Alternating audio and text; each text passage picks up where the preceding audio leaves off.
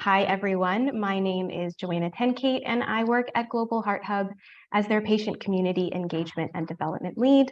And I'm excited to be here today. For anyone who may not know, Global Heart Hub is an alliance of heart patient organizations and advocates aiming to create a unified global voice for those living with or affected by heart disease.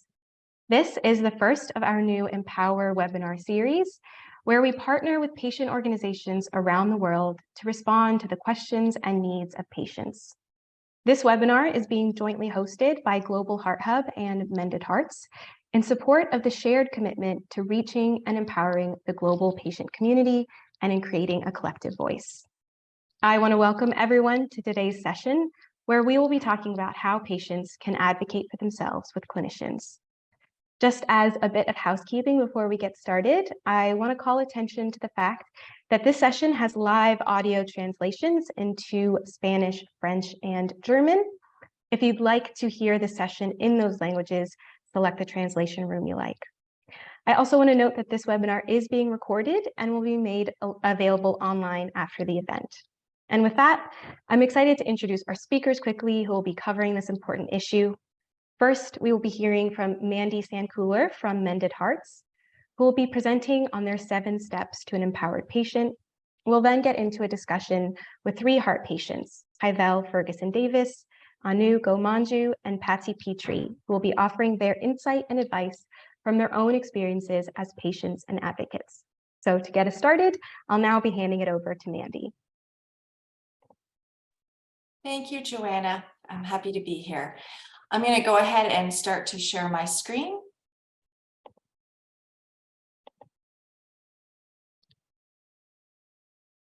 All right, can everyone see that? Terrific. Well, I'm really excited to be here and to share some of the work that we've done on the 7 steps to becoming an empowered patient. I can't wait to hear from our patient panel. There's some really great advocates that we've got today. So thank you for having me. Just a little bit before we get started, I wanted to, for those of you who aren't familiar with the Mended Hearts, just to give you a brief overview of who we are and what we do. We are located in the United States, and our mission is to inspire hope and improve the quality of life of heart patients and their families through peer support, education, and advocacy. So those are our 3 pillars. We have almost 100,000 members living in 20 different countries around the world, and we've been around since 1951, so we're 72 years old. And after Alcoholics Anonymous, we're the 2nd oldest support organization in the United States. So we've been doing what we do for a long time. We have 3 programs that support patients across the lifespan: Mended Little Hearts, Young Mended Hearts, and Mended Hearts. Mended Little Hearts is our program that supports patients and families who are born with heart defects. Young Mended Hearts supports patients from about 18 through 55, and those are folks who were born with congenital heart disease and now they're growing up, or they're people who've been diagnosed with heart disease at a young age. And then Mended Hearts is our traditional oldest program, and it supports those who have acquired heart disease, and they're usually in their 40s, 50s, 60s, and up. So we are here to support people however and whenever they need it.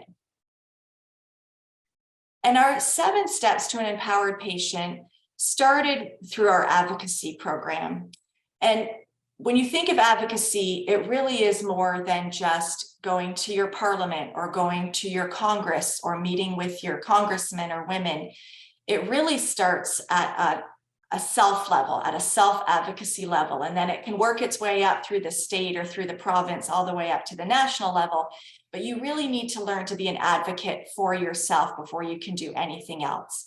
And so we've developed these 7 steps to think about when you are making those healthcare decisions with your clinicians and your healthcare team. So the first step is really to take control. The second is to educate yourself. And then 3rd is to know your rights. Importantly, the 4th one is to be part of the team. And then the 5th one is to get information. And then once you have that information, voice your opinion. And finally, make decisions that are right for you. because really you are the one person who has the power to improve your life. And so it all comes down to you and the decisions that you make along with your healthcare team. So first of all, we think about taking control. You really are the one that has the power over your own healthcare and your recovery.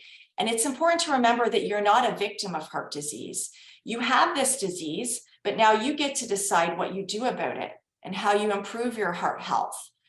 And so when you are first diagnosed, if you have the time, look around and see what resources are available to you. You know, we're in the age of all this information, and there's some really great resources out there, some wonderful patient organizations that are out there to help guide you. So at Mended Hearts, we have the Mended Heart Guide, which we actually have in both English and in Spanish, if there are any Spanish speakers on here today. And the Mended Heart Guide is in patient-focused language. So it's important to remember that when you get materials from your clinician, from your hospitals, your doctors, they are not always in the most understandable language. And so patient organizations have developed educational materials that you will understand, that's easy to understand. And so try to find those materials in whatever country you're in. Join organizations so that you get things like e-newsletters. We do a national newsletter once a month that provides updates and new materials and webinars like this, and awareness campaigns and advocacy campaigns. So get out there and try to join these patient organizations. You can follow Mended Hearts or other organizations on our social media sites, or go to our websites and research there. There's, you know, some not great things about social media, but one of the really good things about social media is that any type of support group you could ever want is probably on Facebook or blogs or other places online. So search those out. And then join online communities. We have an online community right on our homepage that you can join for different types of heart disease, and then just, you know, heart disease in general. So that's where you can go to feel comfortable and be with others who are on the same journey that you're on. And education truly is power. I think that saying is very true. Don't put your head in the sand. Don't, you know, think that if you don't think about this, it's going to be better. Just, I'll let someone else deal with it. Truly, the more involved and engaged you are, the better your care is going to be. You need to understand your condition and the treatment options that are available to you. So make sure you're doing all that research that I talked about on the last slide, as well as talking to your hospital and your clinician and your healthcare providers. And think about what will work for you for your lifestyle and what you're likely to maintain. You don't want to choose a treatment plan that is not going to fit in with where you live or how you work, or a decision that someone makes who has children and they're, you know, 40 years old might not be the same decision that someone who's retired at 65 is going to make. Those could be two different decisions. Educate yourself by having your clinician or healthcare provider fully explain your condition and the treatment options. Ask questions and keep asking them until you understand. There is no such thing as a stupid question in this case, okay? Teachers may not agree with that all the time, but we in the healthcare world, you know, there's no stupid questions. And then ask about resources, online or print, to review after you leave the appointment. So you're going to go into these appointments, you're going to be overwhelmed by a lot of information. I know some of the speakers later are going to talk about the tips that they have when they're in the doctor's offices getting all this information, but things like taking notes, and then take it all and make sure you review it all when you get home. Don't just leave it in a pile on your kitchen cupboard. You want to review all of that information. And then know your rights. You are the decision maker when it comes to your body and your health. So you have the right to be treated as part of the team. You are an active member of that team. Ask questions and get answers, and make sure you're heard. Make sure you have access to your medical records. Those belong to you too. Get a second opinion and a third and a fourth. If you don't feel comfortable with what you're being told, you have every right to go out and seek multiple opinions and suggest alternatives.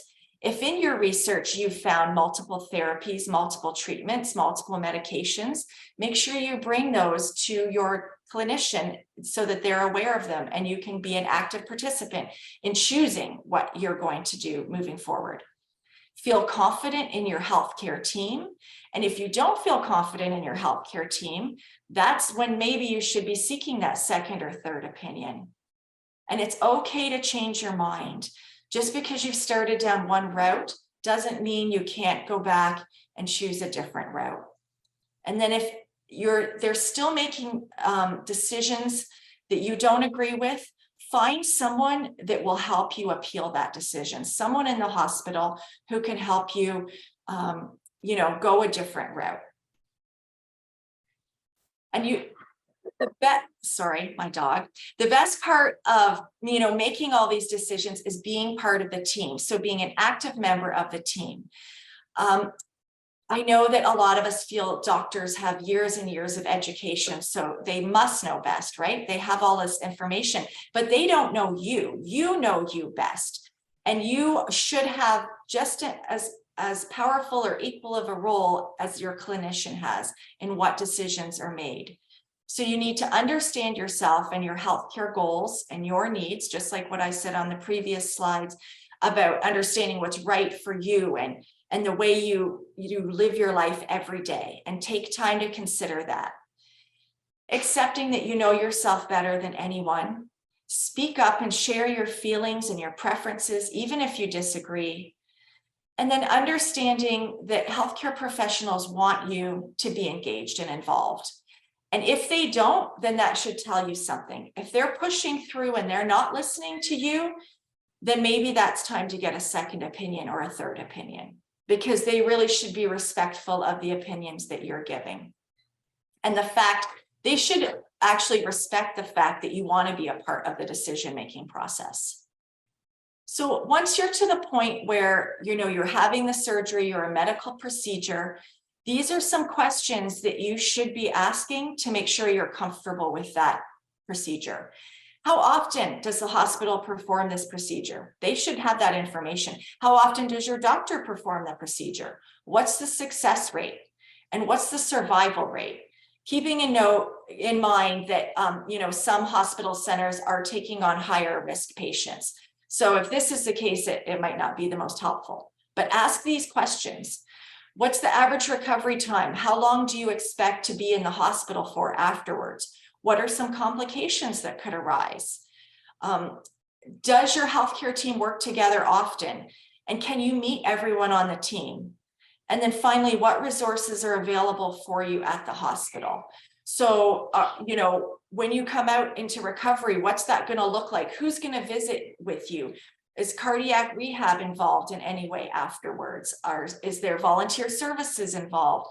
Will you have support groups at the hospital who can come talk to you, like Mended Hearts or other patient organizations? So you want to make sure that you're fully understanding of what's going to happen to you through the procedure and after the procedure. And again, don't be afraid to get that second opinion. And then voice those opinions. So voice your opinions by deciding what's important to discuss and who to discuss it with. Being courageous. I know it's an intimidating time. It's a scary time, but now is the time to find your voice and be courageous. But while you're doing that, be respectful and courteous when you're interacting, because these people are helping you. And you can be forceful, but you can also do it in a respectful way. Make sure you're getting the response you need. And then when you're advocating for yourself, think about, what would you be doing if it was your mom or your dad or your best friend or a partner? You would want to advocate for them like you're advocating for yourself. And then getting support. So look for groups like Mended Hearts or other patient organizations to help you voice your opinion and find ways to voice your opinion.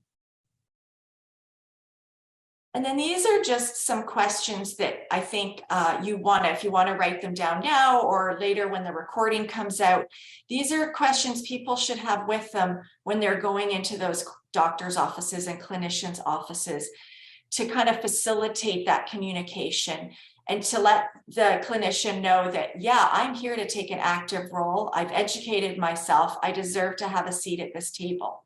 So common questions that you can ask: what are your treatment options? What are the risks and benefits of these treatment options? Who will best perform this treatment?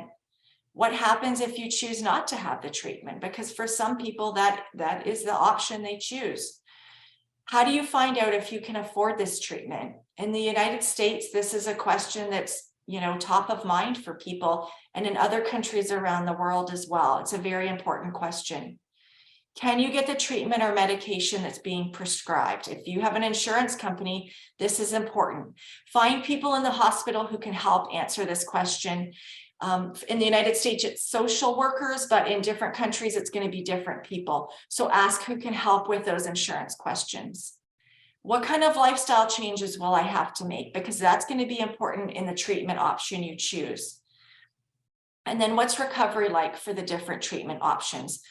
There are procedures out there. We were just talking about one yesterday for valve treatments. Some of those can have you in and out of the hospital in a day, and some it's going to take weeks of recovery. So what's right for you? And then this slide just kind of gives you an overall, description of what that shared decision-making process looks like with your clinician. So it's an understanding. That's the first step. You understand your condition. You understand the treatment options available to you. And if possible, you have the time to consider those options, that you don't feel rushed by your clinician. You've been able to ask the questions and get the answers. And finally, you feel supported in your decisions. And then you have the confidence that you're comfortable and confident in your decisions. So think about all of those 6 things that are important, as well as the 7 steps that I discussed. And remember that those first steps are always the hardest, but until they're taken, the notion of progress remains only a notion and not an achievement. So it's scary, it's confusing, but knowledge truly is power, and it will get you at the end of the day. It will help you make a better decision for you. And only you have the power to change your life. So just remember that as you're listening to the stories from these powerful women who have done just that. They really have taken the power into their own hands. So I'm going to finish there, and I'll go on mute. Thank you so much. Thank you so much for that, Mandy. That was such an excellent presentation, and so excited that you were able to share this with all of us. I am delighted to be able to turn to the 3 patient advocates we have on this call with us, so we can expand a little bit on the framework that Mandy has shared with us, but also get a little bit more into what kind of practical tips and advice and tools they can have to share with us. So I'm just going to bring them up on screen. All right, so if I could start, Hyvel, with you, would you like to take a couple minutes to introduce yourself and share what brought you to patient advocacy? Thank you for that. Panels like this is really essential, especially a patient that's going through or just navigating for the first time, and I'm honored to be here just to share my experience. My name is Hyvel Ferguson Davis. I'm a stroke and a quadruple heart attack survivor at the age of 41. And navigating the field of healthcare in the system, it was really frustrating at first until I found a peer group, which is Mended Hearts, that helped me to navigate. So I found a voice. And once I started finding my voice, I knew that my members of my communities did not have the information now I was able to have. So I feel like it's my mission in life to spread awareness, especially in the African-American community, as reference to heart-related issues, and how do we gain a voice when we walk into that physician office or even healthcare in general, to break the stigma that's associated with gender biases, ethnic biases, and a whole biases on itself. So I'm happy to lend my voice to Mended Hearts and the Global Heart Hub in reference to patient advocacy, just to empower ourselves to know that we can do better together once we understand the information which is desperately needed. Thank you. Absolutely. Thank you so much, Hyvel, and really appreciate having your perspective on here with us. Now, if I could turn to Anu, would you like to introduce yourself and your work in patient advocacy? Yes, hi everyone. I'm Anu Gamanza. I'm from Nepal, a small country in Asia. My academic training is in public and global health. 21 years ago, I was diagnosed with rheumatic heart disease, a condition that resulted from a series of preventable tonsillitis that progressed to rheumatic fever and rheumatic heart disease. I have undergone 2 open heart surgeries and I have been on medication. I'm a mitral valve recipient and I did advocate for my own heart health at that time, but my formal patient advocacy journey began with the NCDI Poverty Network and Partners in Health, the Voices of NCDI Poverty Advocacy Fellowship in 2021, which recently ended in 2022. In this fellowship, I along with other 3 fellows, advocated for action to bring integrated and quality healthcare closer to people in need and in poverty. As well as we also advocated to close the gap in universal health coverage for the poorest billions. We also pushed for meaningful engagement of people who are living with those conditions for lifelong. And my advocacy project in the fellowship is called Cheer Hearts, which stands for Connecting Hearts to End Heartbreak. The project's primary objectives are to foster solidarity within the non-communicable disease community, raise health literacy, and lessen stigma against oneself and others, and also empower each other, exchange experiences, and increase the quality of life related to our health. And also, I've created a Facebook group for people living with rheumatic heart disease and congenital heart disease. So I was also recently given opportunity to join an alliance of patient and family organizations named as the Global Alliance for Rheumatic and Congenital Hearts Board of Director. The goal of Global Arch is for every individual afflicted by childhood onset heart conditions to receive the ongoing care they require to live a life free from the limitations because of the illnesses. So those opportunities, as well as to explore myself with my condition and the resources that patient community can bring in advocating for chronic care, especially in cardiovascular health and other non-communicable diseases. I find the networking with Global Heart Hub, the Mended Hearts, and other organizations, all of you who are joining in this webinar, is a good opportunity to collaborate and put forward what we are doing this work. And I'm also excited to share this platform with you all.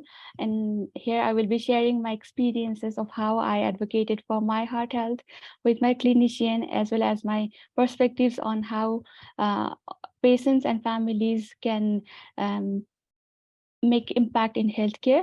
And also, again, thank you, Joanna, the Global Heart Hub, and the Mended Heart for having me today. Absolutely. Thank you so much. And I hear you referencing the importance of peer communities and the global CVD community, and something that I think we'll be touching on again a little bit about how helpful that can be in an empowerment journey. So next, if I could turn to Patsy, if you could now tell us a little bit about yourself and your journey to patient advocacy. Hello, everybody. My name's Patsy Petrie, and I live near Edinburgh in Scotland in the UK, and I'm aged 56. My career started in the British Diplomatic Service, and since then I've been back in Scotland and I've worked in the HR profession. And despite a healthy lifestyle throughout my life, I've had various non-heart childhood and adult surgeries. I have a penicillin allergy, suffer from allergic asthma and eczema, and in 2021 was diagnosed with osteoarthritis in both knees. At the age of 50, I was the first family member genetically diagnosed with familial hypercholesterolemia, short name FH, a rarely diagnosed inherited genetic condition which increases the risk of early heart attack and stroke from birth. And this is due to extremely high cholesterol levels which fill up the arteries with plaque. This cannot be treated by diet and exercise alone, but necessitates preventative medicine, which often includes statins. I do have a complicated cardiovascular disease family history, as well as one of Alzheimer's. And I don't know from which parent I inherited my faulty FH gene, because neither was blood tested or diagnosed before passing away recently. So FH has had an unknown impact on my family, but a diagnosis might have explained some of the family health problems and avoided many struggles and the heartache caused by this hidden issue. FH is invisible and is anxiety inducing, but I don't let it define me or limit my life, and I adhere strictly to my medication. I don't happen to have children, so I have no concerns about passing my FH on. However, I did alert my younger sister and her 3 children to genetic testing and cascade screening, so they could get their own advice and treatment if required.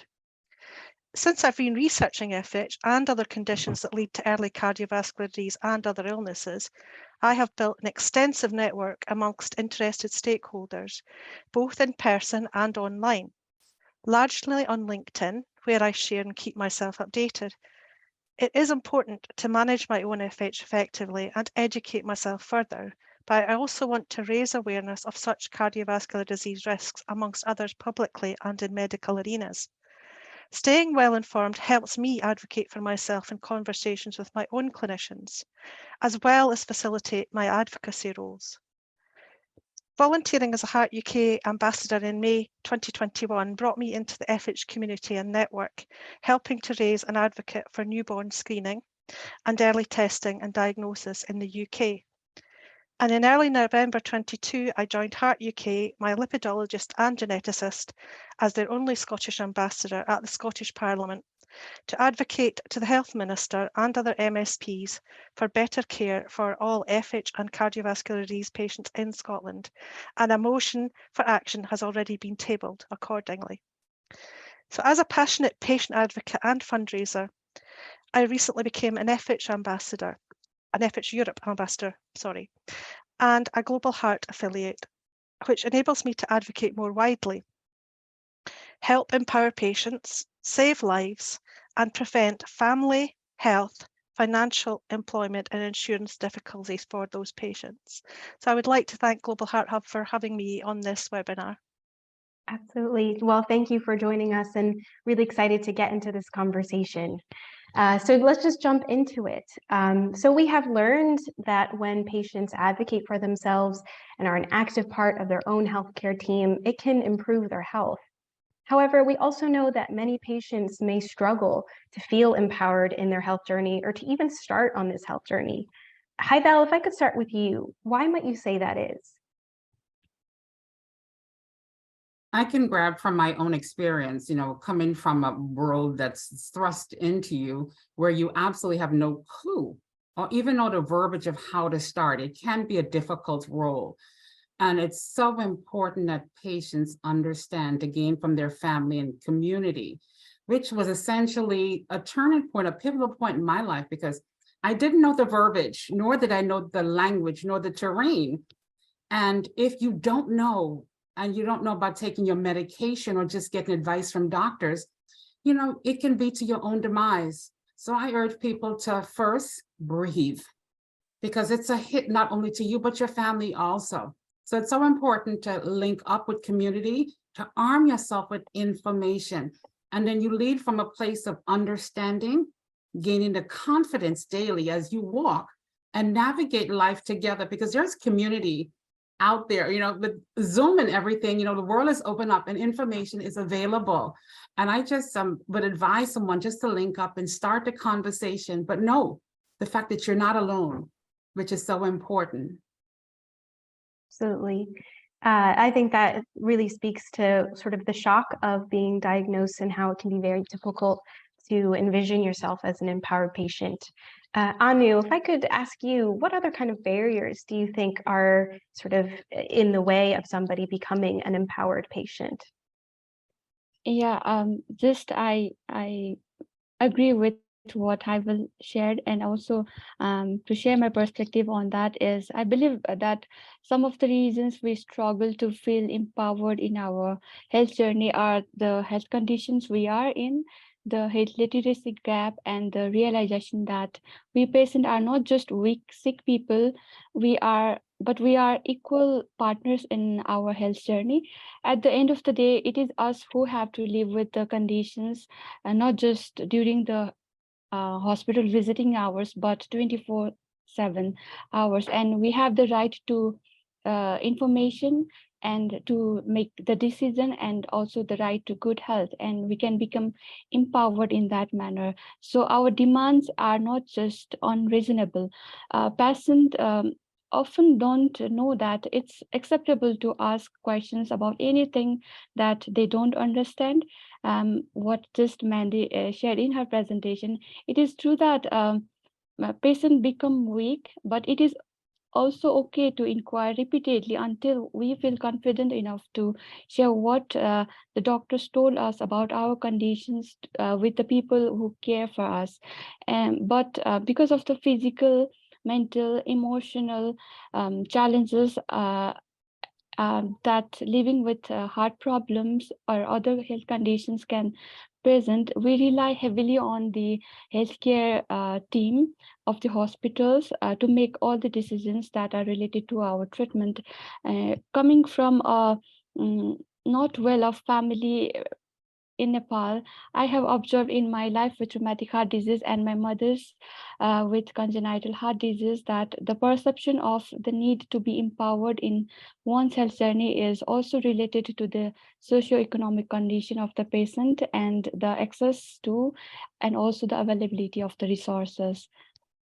Absolutely, that is such an excellent point of, some people have access to resources that others simply don't, and that is a huge barrier to becoming empowered. I also want to touch on something else you mentioned, sort of the literacy gap or the access to resources at all, because we know, the first step in the 7 steps is sort of educating yourself and getting access to that information. However, so much of research is inaccessible, say behind a paywall or not written for patients. So Patsy, if I could ask you, how would you suggest patients start when they're looking for trusted resources, accessible resources, things that are really meant and written for them? Well, FH particularly is not a well-known condition. It's not well known amongst the general public. It's not well known amongst medics. So when I was diagnosed, I had absolutely no idea what it was. And every time I have mentioned it to friends, relatives, and even some medical contacts, they haven't heard of it. So I would say the best thing to do initially is to try and get advice from your clinician. When I was diagnosed, I was given booklets from Heart UK and also the British Heart Foundation. Heart UK specialise in cholesterol problems, which is what I have. It's called a hyperlipidemia. Basically, I have far too much cholesterol in my body.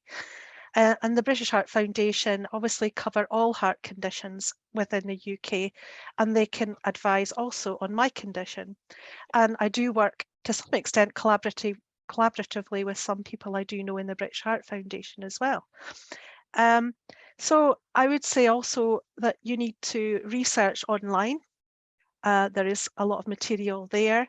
Heart UK can have a nurse that you can contact and discuss your worries, even not just the clinical problems that you have and your condition, but also give you advice just about how you're feeling and with the diagnosis and how you can live with it and all that kind of thing. So that's very reassuring, having that backup. But online, you will find a lot of information, and actually hyperlipidemias are incredibly complex and very difficult to explain clinically. I gather a lot of information on LinkedIn. I read a lot of information that is published by specialists, lipidologists across the world. And so I've gleaned a lot more information about the intricacies of hyperlipidemias. And it's just not a field that has been studied or, what do you say, advertised widely amongst the community. So I think that's where we're lacking, an education generally, not just amongst clinicians, because I had to wait till I was 50 to be diagnosed. I've had this condition my entire life, and one of my parents had it and never knew they had it. And presumably it's gone back through generations of my family and had an impact that they never realized it was that was causing, their problems with either heart attacks or strokes or other issues that they had. So I think now that I have that knowledge and it's built up in a very short space of time, that I've become an expert really in my own condition. And I think that I have a duty, not just to myself, but to others, to try and educate them. Mhm. Absolutely. I think you're speaking to a lot of really great points. Hyvel, do you want to jump in here? Yes, what is so important that we also have to acknowledge, as far as the patient who has not even know that they have symptoms, addressing high cholesterol, blood pressure issues. So it's so important that, even before an illness happens, the communication or the information has to be available, because we understand if a patient can go to their doctors to start the conversation initially by just even getting a blood screen, blood work done, and we can prevent a lot of the catastrophe. In my case, I was completely misdiagnosed. So it's a little information as far as, cholesterol issues, diabetes. It's a little chunk of information that can avoid a lot of stuff if we can grab hold of it, which is so important also. Absolutely. You're really speaking to the importance of being an informed patient, even if you aren't yet at the stage where you're getting diagnosed by a doctor, because if you have that information before something happens, you can make the best choices going forward, and you can start from a really strong place. And Patsy, I totally hear you when you're saying that an online community, a peer community, like patient organizations, people who've been through this before, they really make it their business to translate things into patient-friendly language so it doesn't feel so overwhelming or intimidating, and you can really start to learn more from a place where you feel a little bit more included and things are written more directly to you. So kind of on that, we've also heard that, from the patient community, that they can sometimes just feel overwhelmed in front of their clinicians or even intimidated for a variety of reasons. But sort of whatever the reason is, that can make it really difficult for the patient to speak up or even ask questions, push back on something the clinician is saying, to get a second opinion. Those can feel kind of intimidating things to do when you're standing in front of a clinician. Anu, if I could start with you here, what kind of practical steps would you suggest that might help a patient feel comfortable or empowered in front of their clinicians? Yeah, I recall many situations where I had to go through something similar like this, and I was overwhelmed and at times intimidated, even though I was visiting frequently with my clinician. And so what I did was I talked with my parents and my close friends who knew about my condition, or just as a whole, who knew what I had to face, who knew the challenges that I had to face when I was in home. So I took their suggestions on the areas that I should consult with my clinician. I made a note of all the questions and asked them one by one during my visit. I even confirmed my understanding by paraphrasing what the clinician told me. I used to request explanation in picture form, sometimes to progress my healthcare journey, and it really helped me. There were many confusions when the clinician suggested me the treatments that they saw fit for me, but I was not able to make full decision or agree with those. So those kind of things, it helped me. Those are some really good points, sort of coming in with a list of questions. So that way, if you're speaking to your clinician and you do get a little overwhelmed with the amount of information coming in, you have something sort of on paper that you can reference. You also recommended sort of speaking back and summarizing what your clinician has told you. That way you can get a verbal confirmation of like, yes, that's right, you're understanding this correctly, or no, like, let's talk through this again. Those are some really good points. And of course, leaning on your support network who can encourage you and support you is also an excellent advice. Hyvel or Patsy, would you want to, give us your opinion on sort of these practical tips of what you do when you're in front of a clinician. Yes, I can start. It's so important. I know when I was starting my journey, I was so tired and weak. So I went to my doctor's office. The first thing I did was made sure that my husband or my sister was in the room, because if I missed something, they were able to ask questions. I also recorded, and I asked the doctor if I can record my sessions with him, because if I forgot something, I wanted to go back and listen to it. And I also even go into the pharmacy and, knowing my pharmacist by name, just in case there was a drug interaction, I had an extra question, she was there. So it's so important. Like I said, it's the confidence, and you just come from a place of vulnerability. And understand that we have to work with our care team. And if there's somebody that's not gelling with you, you can find someone else. But you have to have that leeway of that communication to make sure, know that you're worth the fight and you're worth getting the information. So it's essential that we come from a place, we're desperate at this point, but we gain confidence in every step, in that peer communication and just mended hearts. The fact of, when you get camaraderie and someone's going through something so important that you link and it connects right there. And then you move with confidence, knowing that this is just an obstacle sometimes. And a setback is always a time for a comeback, which is so important. In this journey, there is a lot of waves. We just breathe and come from a place of confidence, knowing that you're doing everything you can. And just link arms with your clinician or your doctor's office and secure team. And then you gain the confidence every day to walk, knowing that you're fighting the smart fight. Mm-hmm. That's really great advice, especially sort of having someone in the room, even in early days or when something overwhelming is happening, can be very difficult to sort of even keep track or plug in to what they're saying to you. So having someone else in the room who can sort of back you up, ask questions, take notes is great advice. So far we've talked a little bit about patients who may be newly diagnosed or starting on their patient journey, struggling along their patient journey, but I'm interested in the other side of things as well. Many patients, especially those with more uncommon conditions, research their conditions really thoroughly and stay up to date with recent developments. And these patients can find themselves knowing more than some of the doctors they come across. And we have heard that many doctors can be resistant to accept that their patients can be more knowledgeable than they are. Patsy, if I could start with you here, how would you suggest patients go about working with their clinicians to use the knowledge and experience they have as a patient, especially if they are a little resistant to begin with? Well, I am reviewed every year on my lipid levels, so I am constantly monitored and I'm on constant medication. But throughout the year, I often read developments that have been happening in the area of my illness. Like, for example, a new treatment might be on the horizon. It may not necessarily be available, but something I would want to jot that down throughout the year and discuss that with my clinicians. Am I able to get that new treatment? Is it something I would have to pay for myself, or can I get it on, for example, our National Health Service?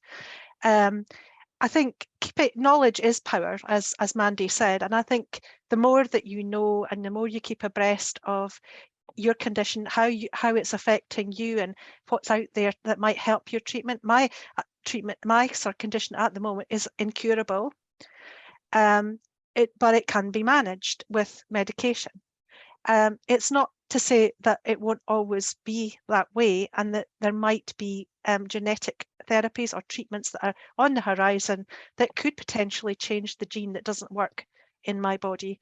So I think just as I say, keeping abreast of knowledge and discussing it with your clinicians. Try to build a relationship with those clinicians, be it your general practitioner who may or may not know very much about FH, but a lipidologist will certainly have a better idea about these things, and perhaps your geneticist.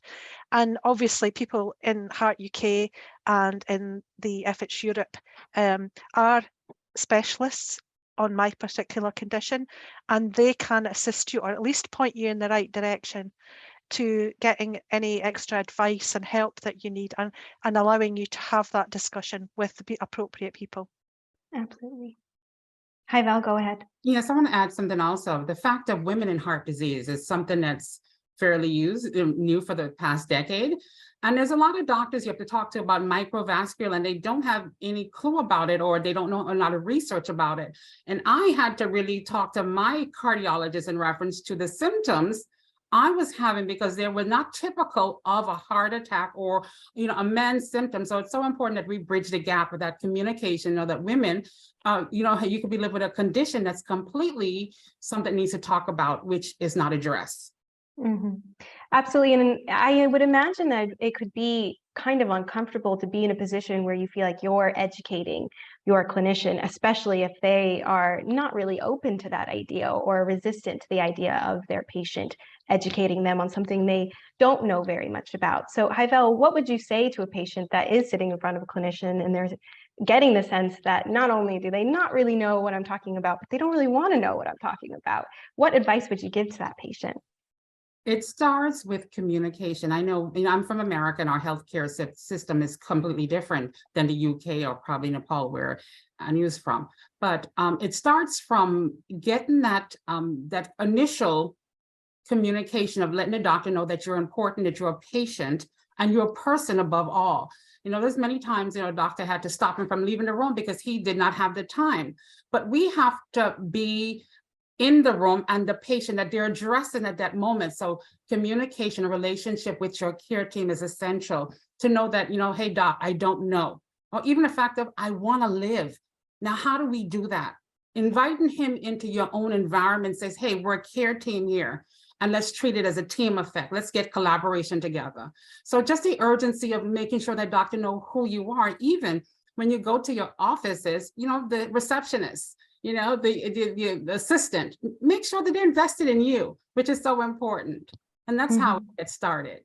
Absolutely. Yeah, and sorry, just to add what Hyvel shared, that it is the responsibility of both the patient and the doctor's team or the care provider's team to just maintain the good doctor-patient relationship, and also it is important for each party to be considerate on both of their situation and to come in one consensus and avoid that difficult situation or the situation of hesitancy. Mm-hmm.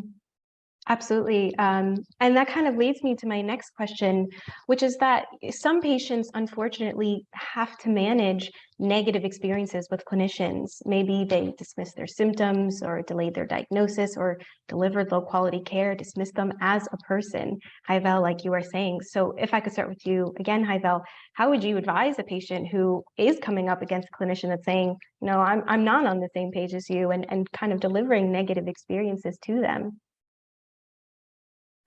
Also, like I said, I'm in America, so the healthcare system is different. And I'm empowered to say that I have fired a few doctors in my time because they weren't where I needed them to be, or I didn't think they had my concern. So I'm not sure about, how it is in a different world, but it's so important that you know that you have rights. To know your rights and come from a place of, like I said, wanting to live, and arm yourself with the knowledge. Because if they're saying something that is not gelling with you, or you seem confused and you're not addressing your needs, it's time to get an advocacy board or someone a peer group like Mended Hearts, or somebody who's navigated the system now can bring you along to help you find care that is urgently going to address your needs. Because if there is no communication or lack of confidence, especially in the healthcare or your life, it's to your demise. So it's important that you arm yourself with groups or organizations that can advocate for yourself, even the fact that you don't know, from a patient standpoint of not knowing. That's yeah, absolutely true. And kind of connected to that, I have heard, from the patient community about the fear some patients have in being called or labeled a trouble patient. Patsy, can I ask you, what do you make of the term trouble patient? And what do you want to know about patients who are kind of afraid of that label? First of all, I say, when you've got a condition like this, or like mine, or Avel or Anu, you need to be brave, and you just need to stick up for yourself. People might be labeled trouble patients. Well, you know what? At the end of the day, your life's at stake. Your your care needs to be delivered properly, and you have a right to expect a good service from your clinicians. And I would say that if you're not satisfied with the service that you get, do change your doctor. Don't stick with someone just because you feel some sort of loyalty to them, though they're not really delivering what you need. You know, it's maybe more difficult. I can't fire my doctors exactly, because in the UK we have the National Health Service, but it doesn't mean that you can't change your clinician or seek a second opinion from someone else, or find someone that can work better with you. That, you know, we all get on with some people better than others, and there will maybe be times where you and your doctor can't work so effectively together, and you just feel that you need someone else that understands or is more empathetic. And if you find that person in your GP practice or a specialist, stick with them, because they are worth their weight in gold, and they will give you the support that you need. Yeah, absolutely. I'm hearing a lot about the importance of having a clinician that's willing to work with you and be a part of your care team and see you not just as the patient, but as a person, and building a sort of a care journey that works. Something else that I wanted to touch on is that the fact that navigating the patient journey just can be overwhelming or isolating. And if you are feeling sort of overwhelmed or isolated, it makes it pretty difficult to become an empowered patient or to take these steps. Anu, if I could ask you, I'm wondering what kind of advice you would give to a patient that's struggling with their mental health in managing these steps. You know, how can you look to get started while you are still kind of in the thick of things? Yeah, the key thing that I'd like to highlight in this regard is communicate. We need to communicate with our clinician, our family members, our close friends, relatives, or the patient group or family group we have in our community. Even if we don't have, we can create one. And also, I'd like to give an example of how I communicated with the people in my workspace who didn't know about my condition with rheumatic heart disease and the complications that I have to face due to the palpitations or irregular heartbeats, and that might affect in my work. So I informed them about my condition, and also informed them that I might need some break or leave to go to the hospital for my checkup, or the complication that I might have while working in the office itself, and the support that I might need from their side. So this helped me in fulfilling my work, even though I couldn't fully complete my job for some time, or complete my education while I was in school. But it helped me to accept my condition, that it is normal, it is okay to live with this condition. We are not weak, but we are living with this condition, and we might have other expertise in other area, but we are not weak and vulnerable. So I think we should communicate in that way with the patients. Thank you for that example. I think that really illustrates how important it is to have a support community around you, because it's really hard to think about doing a deep dive into research and finding a community. If you're really struggling in your own life, with your family, with your friends, at work, how are you supposed to have the capacity to do any of those things without that kind of supportive network? So it is really important to get people on board. Hyvel, do you want to weigh in here? Yeah, the urgency I want to stress is if somebody's hit with an illness, it's not that person alone that impacts the brunt. The family carries it, friends, relatives, everyone around that gets hit. So it's so important that we, peer community, Mended Hearts. I know it from my example. I was in a hospital room and somebody visited me who had a heart attack. And this was my first experience. And my husband was there. And I got my family and my husband to go to a group so that he can learn for days that I could not. He was my support. And, I started going to groups, I started learning, I started teaching. So it's so important that, you don't suffer alone, and no one should suffer alone. There is information, there's community out there that can help someone navigate. People look at me and think that, oh, you look like you are okay. I said, I'm okay. I'm just learning how to navigate my new modified life now. And it's okay because I have support. Mhm. Absolutely. We have a few minutes left, so I would love to, follow up on just one key point, that being an empowered patient can improve health outcomes, give people a better life.